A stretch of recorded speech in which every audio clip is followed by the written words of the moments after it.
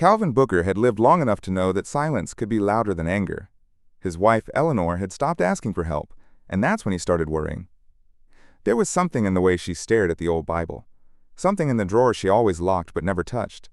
Their home was clean, routine, quiet. Too quiet. When their grandson Jalen began asking questions about the past, the walls of that quiet began to bend. Some truths don't knock before they enter. Some have been waiting to be let out for decades. The kettle screamed, but Calvin didn't move until the second whistle. He wiped the counter again, though it was spotless.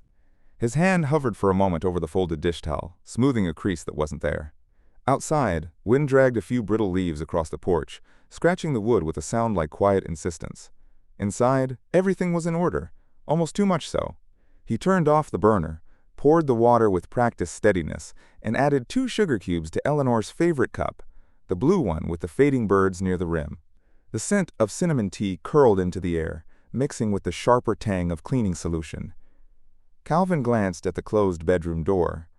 He didn't need to check his watch to know it was time. He always brought her tea at exactly 7:15. She was already sitting up when he entered, back against the headboard, wrapped in the same knitted shawl she'd favored since the fall turned cold.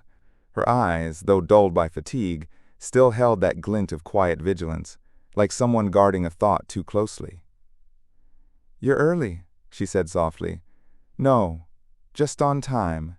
He set the cup on the nightstand and placed her pill bottle next to it, label facing out. She reached for the tea but ignored the pills, letting her fingers curl around the porcelain like she needed the warmth more than the medicine. Jalen poked his head in the doorway, holding a thin, spiral notebook and a pencil with bite marks on the end. "Grandma, I need one more answer for my project." Eleanor's mouth curled into a soft smile. "What is it this time? Did you ever do anything rebellious?" he asked, tone half joking but his eyes expectant. "Like something your parents would have freaked out about?" She looked at him for a long beat. Calvin watched the smile stay, but something flickered behind her eyes. A flash of something remembered, but quickly boxed up. "Oh, I suppose I dyed my hair black once. Just to see if they'd notice." Jalen groaned. "That's not rebellious, Grandma. That's like responsible rebellion." She chuckled gently, reaching to pat his hand. "You'll have to settle for mystery, sweetheart. Some things we keep." He muttered lame under his breath, but kissed her forehead and left, notebook in hand. Calvin stood by the window as Eleanor sipped her tea. Across the street, Mrs. O'Donnell was trimming her hedges again, even though they barely needed it. She paused to glance at their house, lips pursed. Calvin nodded slightly, more reflex than greeting. Later that afternoon, Calvin noticed Eleanor's old Bible on the dresser, its cracked leather binding worn smooth at the corners. He reached for it, then paused. It looked thicker than usual. The pages had swelled, or something was tucked inside. He ran a finger along the edge but didn't open it. Instead, he left it where it was, as if the book were breathing too heavily to disturb. By nightfall, the temperature dropped. The house, for all its insulation, felt colder somehow. Calvin turned off the lamps one by one, moving through the rooms like a man locking up a museum. Eleanor had already turned in. Her nightstand drawer clicked softly as she twisted the small brass key, then slid it into the depths of the drawer. She didn't know Calvin saw her. After she'd fallen asleep, he stood in the bathroom brushing his teeth when he noticed something unusual. Her hairbrush, the old wooden one with worn bristles, had a small strip of tape on the underside. He peeled it back carefully and found a key, the same brass shape. He didn't pocket it, just looked at it for a long time, then replaced it, and wiped the brush's handle with his shirt sleeve, as if to erase the act. That night, Eleanor murmured in her sleep. Her voice barely rose above a breath, but Calvin heard it from his side of the bed. "Stephen, it wasn't your fault." He lay still. The name floated in the dark like a shape he couldn't trace. Later, on his way to the kitchen for water, he stopped in the hallway. The bedroom door was cracked open, the light from the bedside lamp spilling into the corridor. Eleanor was awake, sitting upright. Her gaze wasn't on the door, but on the Bible resting beside her. Her hand was on it, palm down, gentle but firm, like she was waiting for it to speak. The drawer didn't creak when it opened. It surrendered, as if it had been waiting for this moment too. Calvin sat alone in their bedroom, the low hum of the furnace kicking on beneath the floorboards. Outside, gray clouds pressed low against the windows, smearing the late afternoon light into dull streaks. Eleanor was napping in the living room, bundled in her shawl with a book she wasn't reading, resting on her lap. He stared at the nightstand for a long time before reaching into the hairbrush drawer again. The key was still taped where he'd left it. His hand shook slightly, not from age, but from the quiet certainty that what he was about to do couldn't be undone. The lock clicked open. The drawer glided out smoothly. Inside, a small sealed envelope labeled, "To be opened when I'm gone," in Eleanor's slanted, careful handwriting. Beneath it, a black and white photograph, younger Eleanor holding a newborn. Her smile was tight, almost cautious. A flattened camellia flower lay pressed between parchment paper, brittle and pale pink around the edges, and a hospital bracelet, faded with time, the printed text barely legible. Calvin stared at the items like they were puzzle pieces from someone else's life. He touched the photograph with the tips of his fingers, then the bracelet. It looked nothing like the ones Eleanor wore when Jalen was born. Footsteps approached. He slid everything back except the envelope, which he held in his palm as Eleanor entered the doorway. She looked at him, her eyes neither alarmed nor surprised, just quiet. Measured. "I didn't read it," he said. She sat on the edge of the bed, her hands folded in her lap. "Not everything we build rests on truth."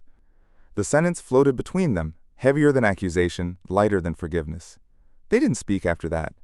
Calvin returned the envelope, locked the drawer again, and placed the key back beneath the brush as if nothing had changed.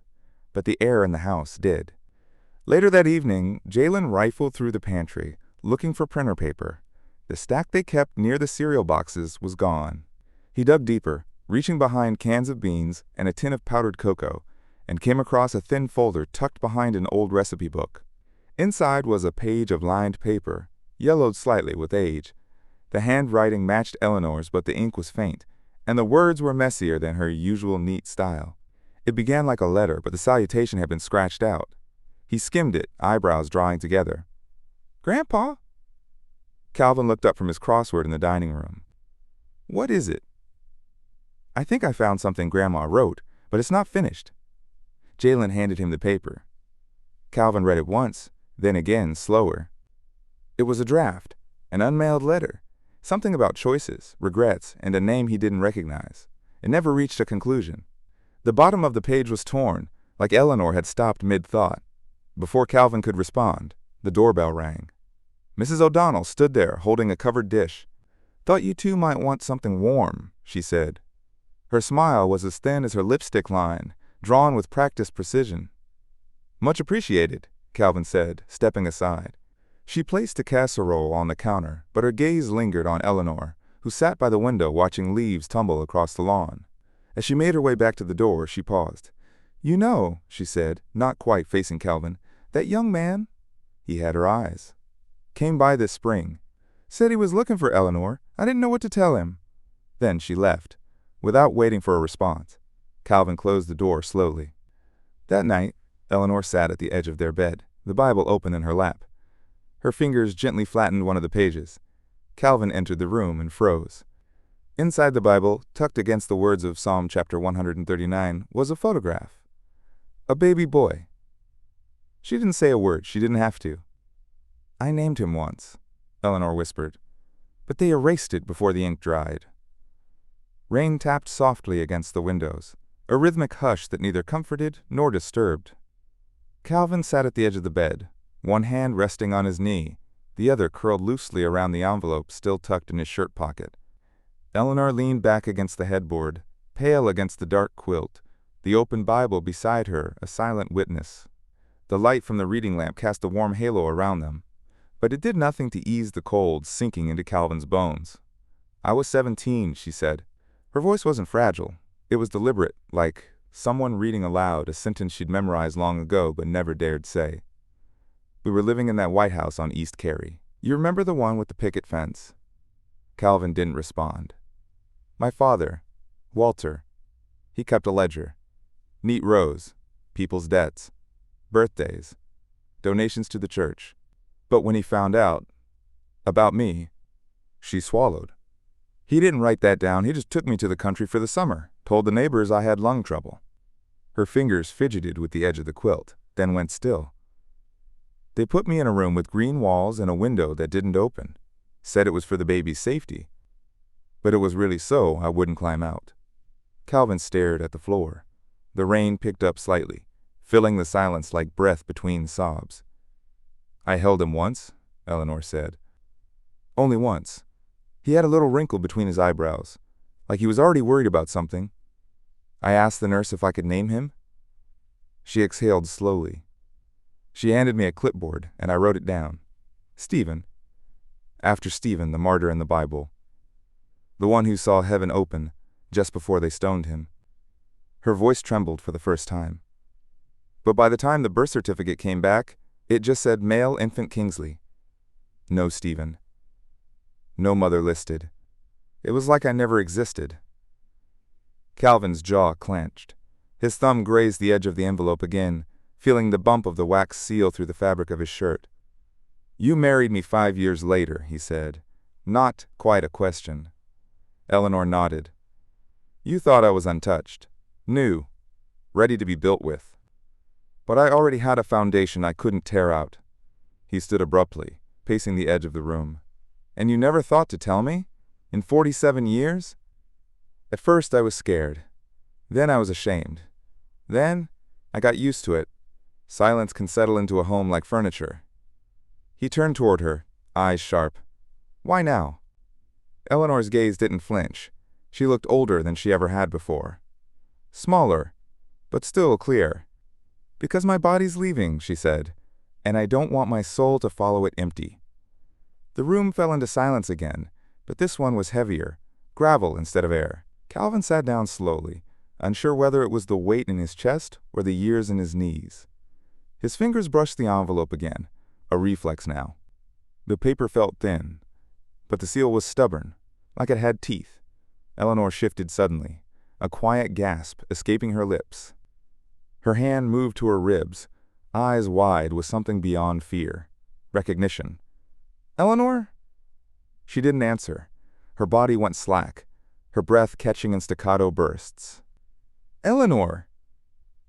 Calvin was already on his feet, yelling for Naomi.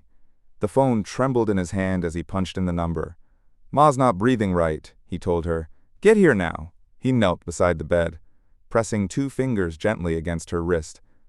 A pulse, faint, but there. He didn't cry. He didn't panic. He just sat beside her, silent, the envelope still unopened in his pocket. His thumb traced the seal like it might bleed. It wasn't the funeral that broke him. It was the envelope he found inside his coat pocket, where he didn't remember placing it. 2 days had passed since they buried Eleanor. The casserole dishes had cooled in their foil trays. Sympathy cards lined the mantel in quiet, identical rows. Pale colors, generic fonts, well-meaning emptiness. Naomi sat with Jalen in the living room, both speaking in hushed tones, as if raising their voices might disturb something fragile in the walls. Outside, a cold November drizzle blurred the windows and swallowed the morning. Calvin moved without speaking, cleaning a countertop that wasn't dirty, folding a blanket that no one had used. He opened a closet door to hang up his funeral coat and heard the soft rustle of paper inside the left breast pocket. He frowned. His fingers found the envelope immediately. Ivory stock, familiar handwriting. To Calvin. Only when I'm gone. He hadn't put it there. He was certain. But Eleanor had always been quiet with her hands. He sat down on the edge of their bed. The house was too quiet for the scrape of paper. His hands trembled. Not like a man afraid of a letter, but like someone who already knew what it would say. He opened it. Calvin, if you're reading this, it means I've gone ahead. I hope I did it quietly. I always preferred quiet exits. I've thought about how to say this for years. Thought maybe I'd say it in the kitchen while the tea steeped. Or on a drive with the wind to carry my cowardice. But I always found a reason to wait. And waiting turned into a habit. You've already seen pieces. The drawer. The photo. You know about Stephen. But you don't know what I did after. Or didn't do. They took him, Calvin. My father signed everything. I was told to smile and forget. And for a long time I tried. I tried with every birthday, every Christmas, every Sunday morning, beside you in church. But he never left me. I saw him once. Spring of '95. I was visiting my sister in New Haven. I was walking by the green near the bookstore, and there he was, tall, familiar in a way I felt in my knees. He looked like my father in the jaw, but he had my eyes. I didn't speak to him. I watched him buy a coffee and walk away. I stood in the rain until it soaked through my shoes. That was the last time. I never told you because I thought you'd see me differently. I didn't want to ruin what we had. And then the years passed, and it got harder. Silence makes a nest if you let it. But you deserve the truth. Stephen's name was Stephen Langley now. He was adopted by a couple who lived near Yale. His last known address is enclosed. He works at a firm called Langley and Associates. He may not want to know me, but maybe he'll want to know you. Don't let him grow old in silence like I did. You were the best part of my silence. But silence should never last forever. Eleanor. Calvin sat still for a long time. The letter lay open in his lap, creased by the tremor of his grip. He didn't cry. Not at first. It came slowly, like water seeping under a closed door. His shoulders shook without sound, his breath shallow and broken. From the doorway, Naomi started to speak, but stopped. She saw the letter. She saw his face. And she turned away, guiding Jalen with her. Later that afternoon, Mrs. O'Donnell arrived to return a dish. She lingered by the door, coat unbuttoned but not removed. "I got a letter from Eleanor," she said softly. "Back in March. She asked me to keep it in case something happened. Said it wasn't time yet." She looked down. I didn't know what to do with it. Calvin only nodded. There was nothing to forgive. Eleanor had always known how to keep people just close enough. That night, as the drizzle turned to icy mist, Calvin sat by their bed with the letter resting on his lap. He picked up the phone with stiff fingers and dialed the number scrawled at the bottom. It rang once, twice. "Langley and Associates, New Haven. How can I help you?" came a woman's voice. Calvin cleared his throat. "I'm looking for Stephen Langley." The road hummed beneath the tires, but all Calvin could hear was Eleanor's voice. "He has your stillness, even if he doesn't know why." He drove without music, letting the landscape roll past like scenery in a theater he didn't remember entering. The dashboard clock glowed faintly, ticking off miles more than minutes. Bare trees lined the highway like spectators, their limbs reaching skyward in winter surrender. Early December in New Haven felt colder than Richmond, not in temperature, but in tone. The light here had a certain brittleness to it, like it might snap if he stared too long. He parked 2 blocks away from the address Eleanor had given him, Langley and Associates, a law office nestled into an old brownstone with ivy veins running along its brickwork. The street was quiet, the kind of quiet that made you second-guess if you belonged.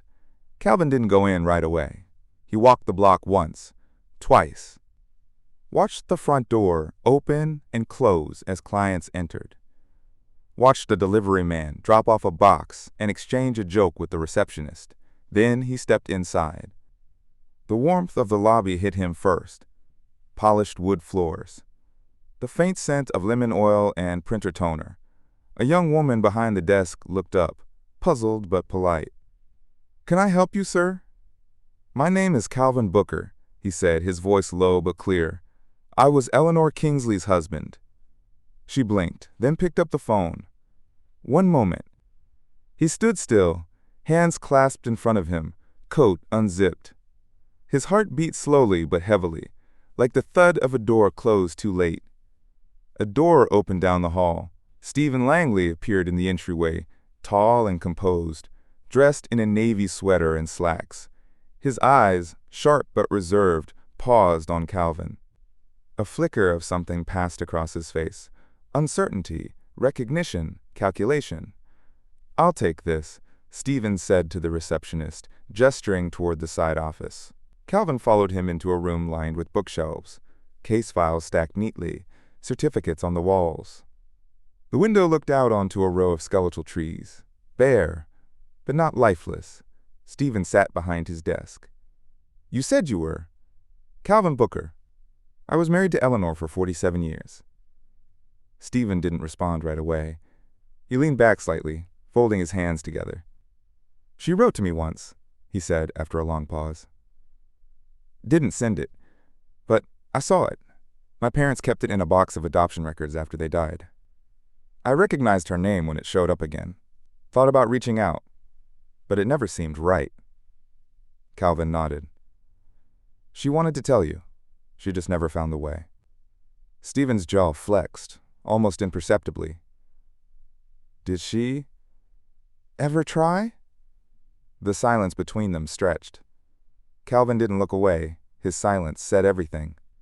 Stephen glanced toward a tall cabinet in the corner, walked over, and pulled open the second drawer. From within, he retrieved a single folder, thin, yellowed slightly, but labeled in clear print. Kingsley, pending. He held it for a moment, his thumb resting on the edge. I kept this in case, he said. They didn't talk about blood. They talked about books, routines, the way Eleanor used to laugh with her hands. The coffee between them had long gone cold, untouched in its porcelain cups. Outside, dusk crept along the streets of New Haven, casting soft reflections of street lamps onto the windows of Stephen's office. Inside, the only sounds were the hum of the heater and the rustle of paper as Stephen slowly turned the final page of Eleanor's letter. Calvin sat across from him, his back straight, his coat folded neatly across his lap. He didn't watch Stephen read. Instead, his gaze settled on the locket resting between them on the desk, a small oval of worn gold, dull in the lamplight, as if it had absorbed too many years to shine. She wrote that before her last spell, Calvin said, voice low. Slipped it into my coat. I didn't find it until after. He cleared his throat, not from emotion, but from age, from having spoken too little for too long. Stephen closed the letter and set it down beside the locket. He didn't reach for either. I suspected something, he said finally. The gaps in the records. My parents' silence. The one photograph that never had a name on the back. He exhaled, the sound more tired than angry. But you know how it is. After a while, it feels easier to let a question stay unanswered than to dig it out. Calvin nodded. Sometimes you bury a thing so deep you start to think maybe it was never yours to unearth. The two men sat in that quiet for a while. It wasn't stiff. It was respectful, the kind of silence that let two people breathe without pretending to know what to say. She wasn't perfect, Stephen said. But the way she wrote, she didn't pretend to be. No, Calvin agreed. Eleanor never lied in her writing. Only in her silence. He reached into his coat pocket and pulled out a small velvet pouch. From it, he took the locket, opened it gently, and placed it on the desk facing Stephen. She wore this every day, Calvin said, even when she didn't speak your name, even when I didn't know she had a name to speak. Stephen leaned forward. Inside the locket was a miniature photograph of a baby, faded almost to sepia. Opposite it, pressed beneath a tiny sliver of wax paper, was a petal, brittle, but still faintly pink. Stephen stared at it for a long moment, then reached out, careful not to touch too much. He let the image settle into him. Then he nodded.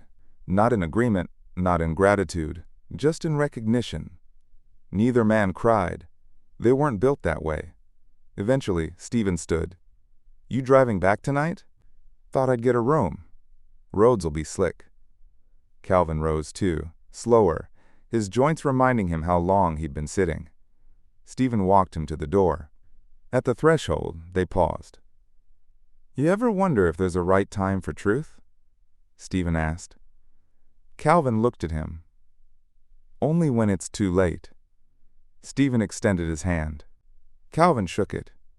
Maybe we're not family, Stephen said, his voice steady, but I know where half my face comes from. Calvin didn't smile, but something in his shoulders loosened. Just enough. They let go. Then Calvin stepped into the cold.